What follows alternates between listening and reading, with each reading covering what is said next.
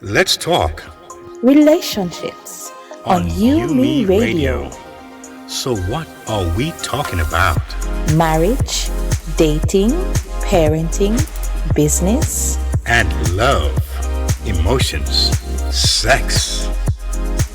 It's a conversation with me, Lady Misty, And DJ KTE. on everything from hot topics to taboos. Join us Mondays at 9 p.m. live on UME Radio. Follow us at Let's Talk Relationship Show on Facebook or on Yumi Radio on Instagram. Let's talk relationships, arguments for the grown. Get the UME Radio app to listen wherever you are. That is UME Radio, one word. So tonight we have a segment we call Power in Diaspora. And this is a part where we address individuals who have migrants and they have impacted our lives and those around the world wherever they go in purpose. And we have an amazing guest tonight. And where are they from, Misty? Can you let me know where this lady's from? Oh, sure. All right. So our guest tonight is Miss Kimberly Christie. She is a migrant from Jamaica. She hails from the parish of St. Anne and she has been an educator for the past 9 years. 9 years. Yeah. Her Okay. area of specialization is in secondary Spanish, but she currently teaches English in the Middle East. No, say it again. No, hold on. Say it again. Say Yes. it again. Where is she? She currently teaches English in the Middle East. The Middle East. Okay, Yes. go on. I'm listen here. I'm ready now. Okay. All right. So while in Jamaica, she was awarded by her previous workplace for her outstanding performance as a teacher and head of department. She's guided by the philosophy go where there's no path and leave a trail. She's my sister, she's my friend. We basically grew up together. We went to the same primary school, the same high school, and it is so awesome to see her. And I woke her up out of her bed. Uh, Tell you, only you could do that. I tell you, she looks Yes. like she So woke up. She makes it look like it's 5 o'clock in the morning, like it's 6. I'm awake and ready to go. She looks so fresh and tell ready us to the go. time Awesome. there, Kim. What time is It's it? actually 4:22 a.m. Okay. Wow. Wow. So how you feeling? Are you 4:22 feeling a.m. Well, ready for this one? Yes, I'm ready for it. Let's There you go. go. So my question to you first is hmm this, and I must say thank you for making yourself available for this show. It does mean so much to us. So And I thank you believe in for having me. yes. But what in the world got you to go to the Middle East? What was it? What inspired that? I mean, that is so different. You know, you don't hear that story every day. You hear people go to England, they go to Canada, they go to hmm America, but you really ever hear a Jamaican going to the Middle East. So I'm intrigued by that. So go ahead. Okay, so good night, your time. All right, what influenced the shift was that I got an opportunity, a unique opportunity to teach here. And I decided that I'm going to jump at it because over the years, I have passed up on opportunities to go overseas, not to the Middle East, but to go to other territories, and I allowed them to pass me by. And there was this forum that I went to in 2018, and the speaker in the workshop, he said that there's a difference between 9 years of experience and doing the same thing for 9 years. And that's deep. that was the turning point for me. And I decided Mm-hmm. that any opportunity that comes, then I'm going to jump at it because I have been doing pretty much the same thing at that time for 7 years. So, continue teaching the same curriculum. I mean, yes, you change your mode of delivery for students to meet their individual learning needs, but it was pretty much the same content. And I needed something that was different, something that would challenge me. And here I am, something that has challenged me. Oh, okay. So, my other question is this: do you find that the other migrants from the Caribbean is there as well, or other Jamaicans is there as well, as far as a certain amount of people that you notice being there in the Middle East, or do you find that you stand out a lot just for being there? It's a bit of both, because where I am, yes, there are Jamaicans here where I am. Coming here, the journey here, I met Jamaicans on the way who are going to different parts of the Middle East. Where I'm based, you have Jamaicans and you have people of my complexion, people from Zimbabwe, South Africa, and we still have US. There are some from Trinidad and so on. So although we're not so huge in numbers, you have people here who are from countries with complexion like mine. Okay. So Kim, tell us what's the culture like there? Was it a culture shock? What's it like? What's it like in the Middle East now? What's a regular day like for you? All right. So to begin, as a migrant, Okay, it was a culture shock, to be honest. One, the food is way different. So while you're used to your seasoning and stuff from Jamaica, that's right. Just because I actually picked up food poisoning in my first month here from their dish. Oh no! Right. So you also have, so that was an adjustment for me. The next thing too is that their dressing is pretty much similar to back home. Although they're conservative, they're still trendy. So that wasn't much of a factor. My main shock was, how is it that men perceive women? So in this side, you have where women of color are either seen on a broad scope, they are either seen as maids or prostitutes. So you have, if you do not dialogue with some people, like if some of them decide that they want to pass their place, if you do not say, I am a teacher, then it's going to be misconstrued that you are that either of the two. Wow. So what had happened is that you had, in the initial stages, you would have some students too who would probably try to act out as if you are their maid, and sometimes you have to give friendly reminders that you're not a maid, right?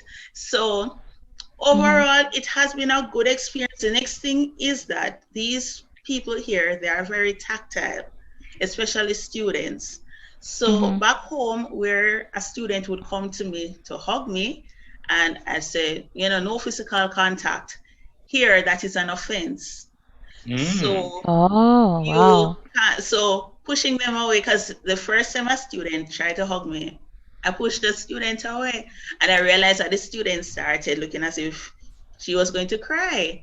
So I was talking in a general space about it, and I told them that I found it weird. And they said, no, you can't push them away because that's an offense. It's best if you talk to them and to tell them that you do not like it, but to push them away is seen as an offense. So, I mean, back home it's different, it's like when they say no contact, then they understand. Right. So that was it too. And the next thing is that they are very loving, and not that my students weren't very loving, but these ones, they are extremely loving. They'll go out of their way to make you feel loved.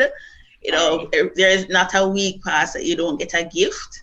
So I want to move. Yeah, come. I mean, it's really different.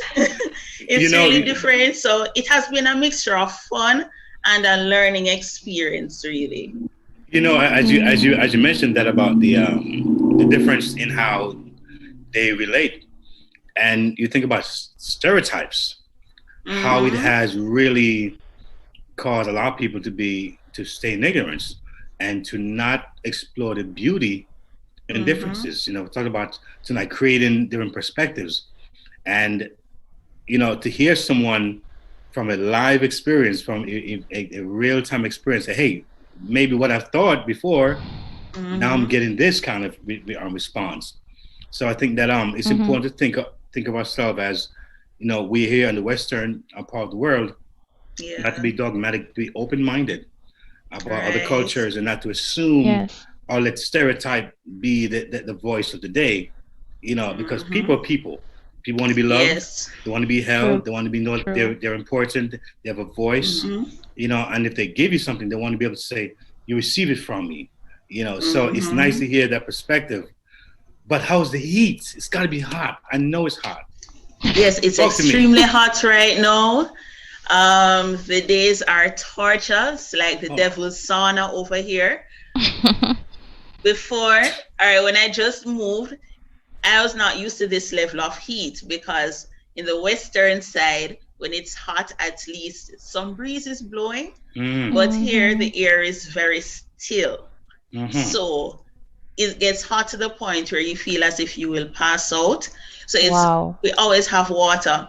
Then there came November to March, where it was extremely cold, and it was the first time in 12 years that this region was seeing snow, and I was just lucky to be here for it. Wow. Lucky you. Lucky me. And then it went back to getting really hot, like it is now. So AC is on 24/7. Water is my best friend, because there are times when I'm sleeping and sometimes it feels as if I'm going to suffocate. So I have to get up and drink some water. So it has been an adjustment in that. It's a real desert. To be honest, it is. Wow. Question. Now, we sometimes hear that the Middle East, is violent, but now you're saying they are evolving.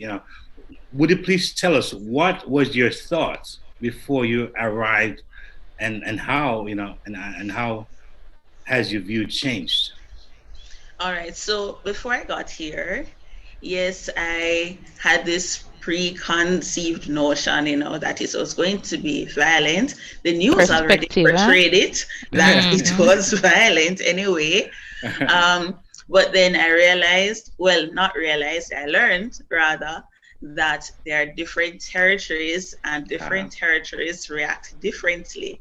So there are certain territories that I will never go to, because it would mean I'm going out of my way to get myself into trouble. But where I am, it is really safe. I feel safe. Some things I do here, sometimes my roommate, she has to say to me, "Can you remember that you soon go home?"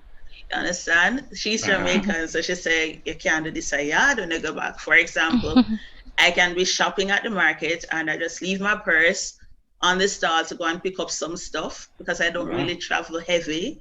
And there are times when I just put on my phone anywhere and it is still there. You're walking any hours in the night, the most they'll say to you is hi, if they even acknowledge you.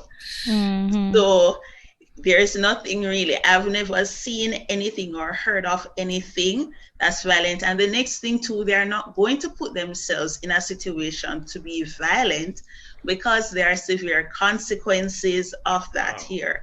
So they will not go out of their way to get themselves into trouble, right? Or to make you uncomfortable, because there are some people here who are really genuine, who want to make your lives as comfortable as possible. And they always like to hear when you talk the good things about where you are.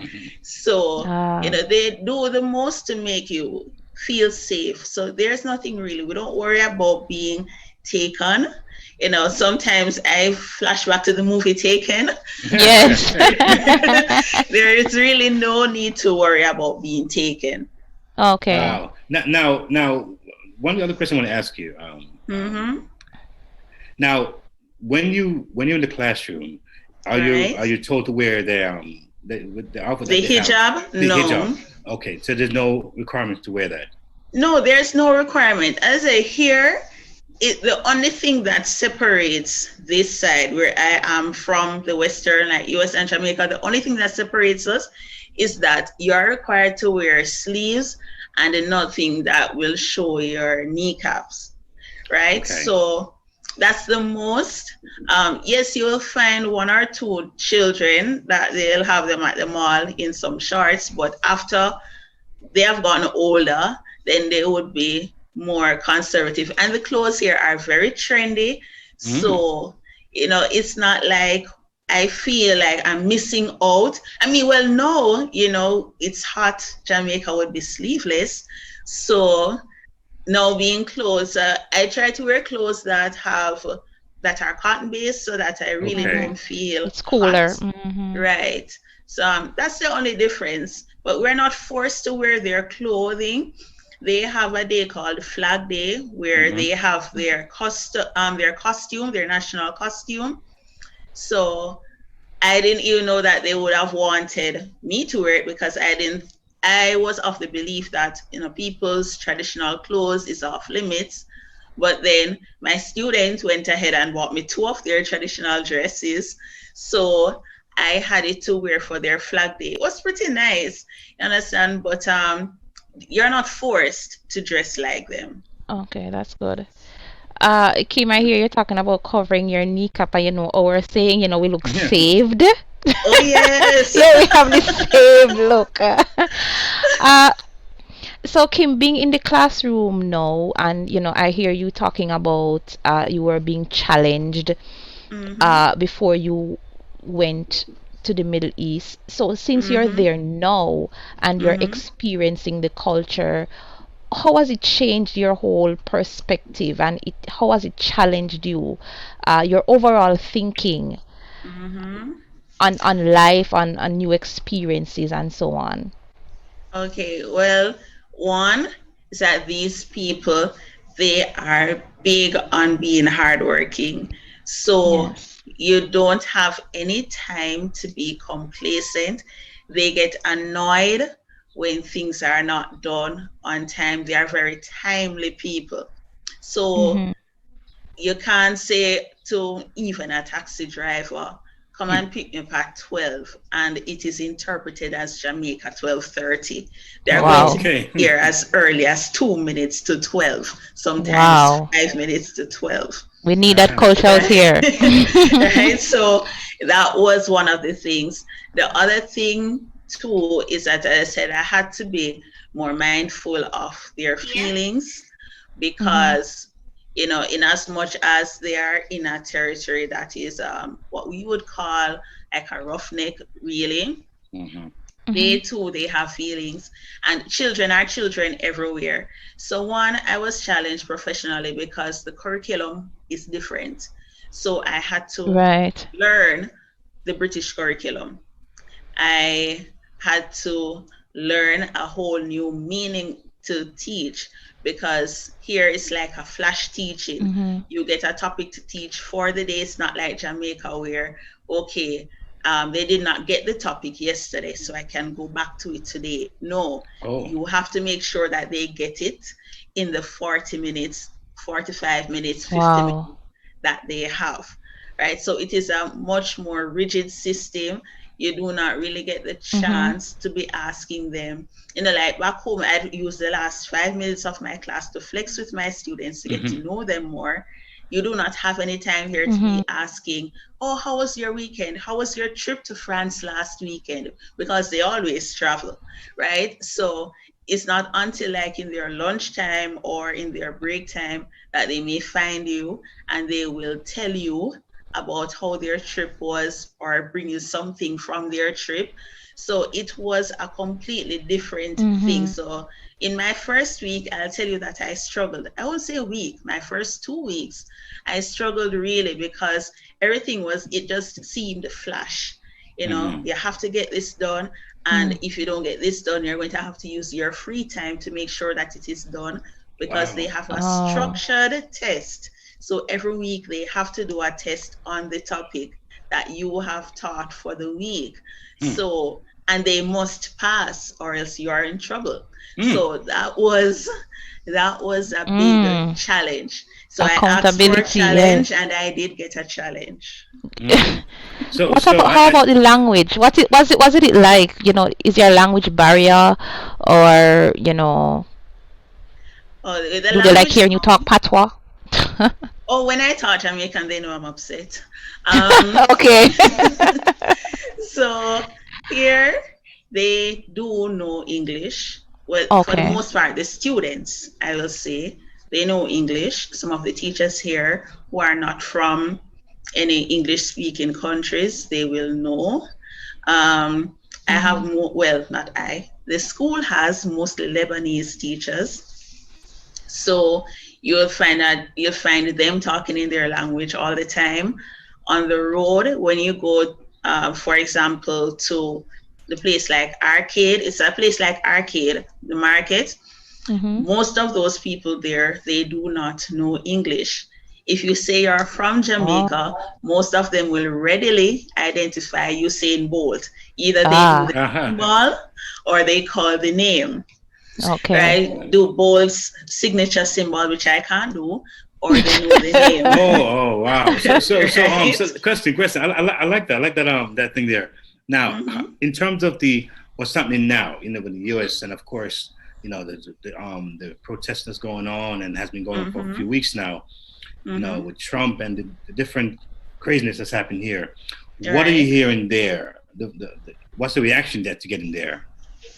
All right. Well, the taxi drivers, because they're the ones who I mostly interact with, they have their views, because the thing is, because they don't really speak the language, but they could mimic what happened to Floyd, right? So they would say it's bad, or they try to use up there as much English as they can. So they have their feelings about the whole situation. Once I say that, if I meet people who ask me, where are you from? And I say Jamaica, because the thing is, they do not readily identify Jamaica. They associate the name Jamaica for the most part by Kenya or someplace in Africa. Okay. So, interesting.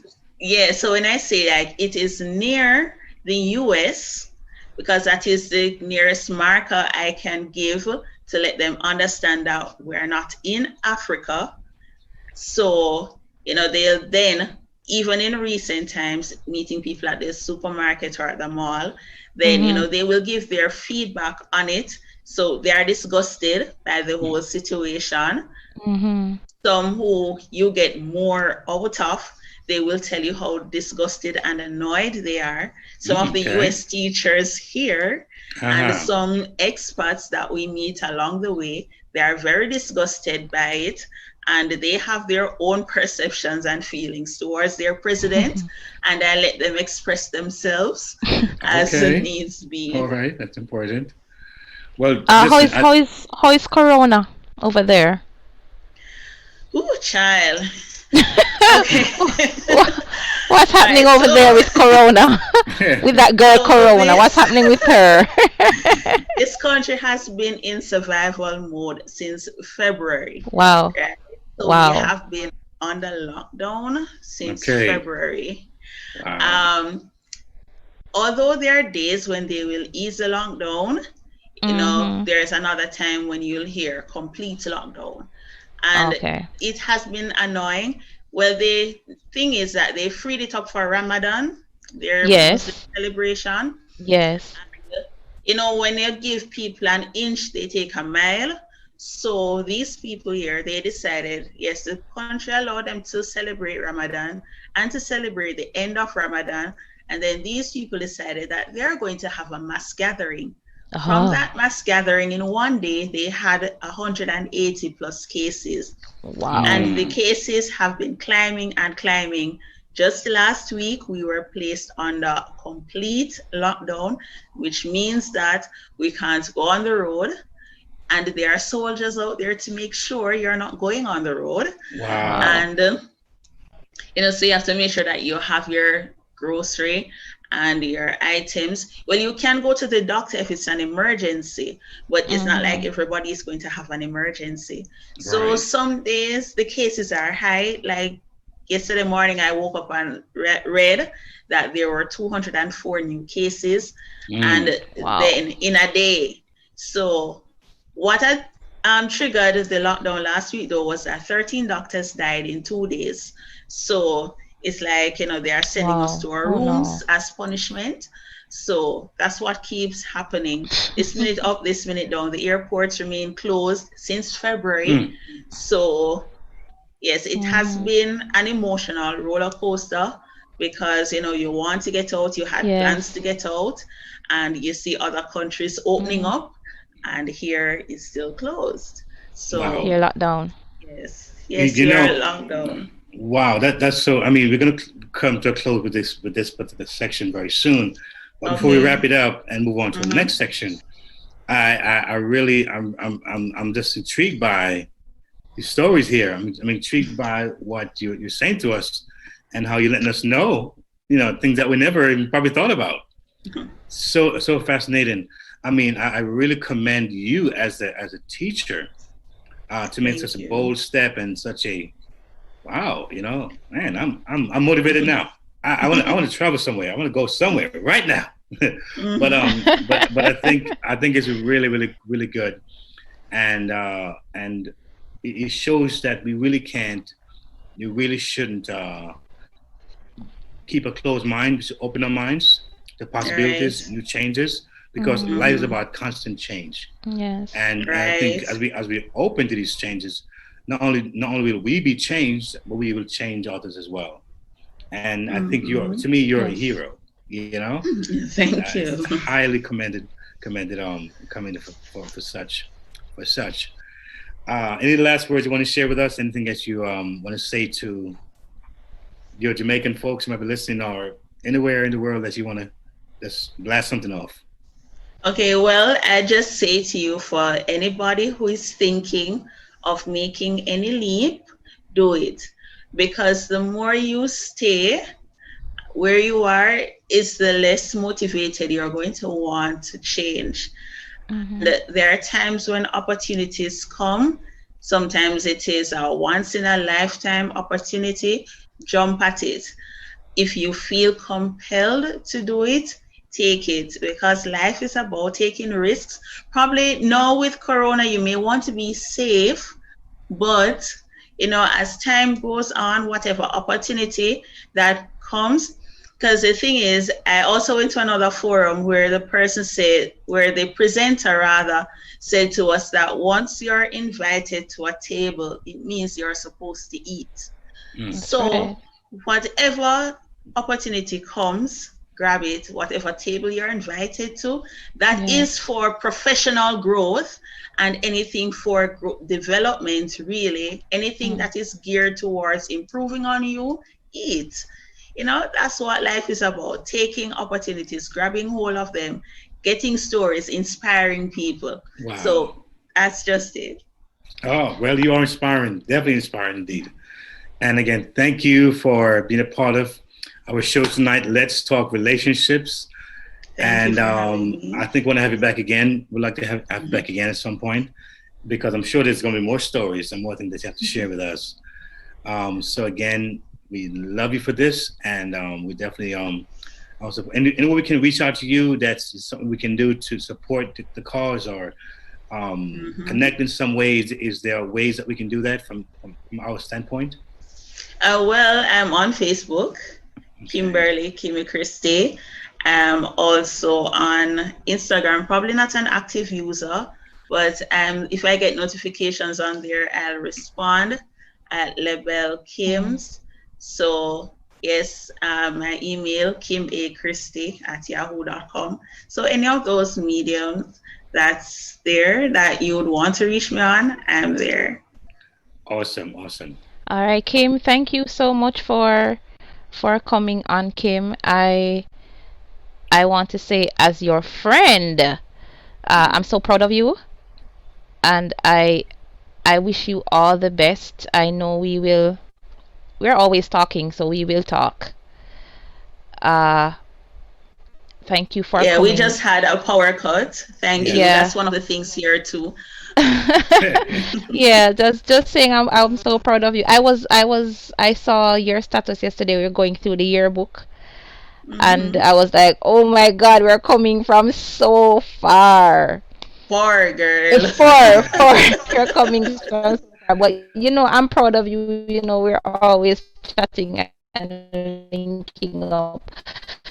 So Yes. just stay safe and continue to do things. Thank you so much for accepting our request and sharing a bit of your life with us tonight. We And really, really thank appreciate you. it. Thank And you. I'm so proud of you. You are Thank you most for welcome. having me. Yes. So You are see welcome, you my darling. guys. All the Yes. best. God bless. Take care. All Okay, right. you too. Awesome. Great, guys. Thank you so much. You listen to UMERADIO, and you're on Let's Talk Relationships. That was a beautiful story, Lady Misty. That was awesome. Yes, yes. That moved me right there. Let's talk Relationships on UMERADIO. So what are we talking about? Marriage, dating, parenting, business, And love, emotions, sex. It's a conversation with me, Lady Misty, And DJ KTE. on everything from hot topics to taboos. Join us Mondays at 9 p.m. live on UMERADIO. Follow us at Let's Talk Relationship Show on Facebook or on UMERADIO on Instagram. Let's talk relationships, arguments for the grown. Get the UMERADIO app to listen wherever you are. That is UMERADIO, one word.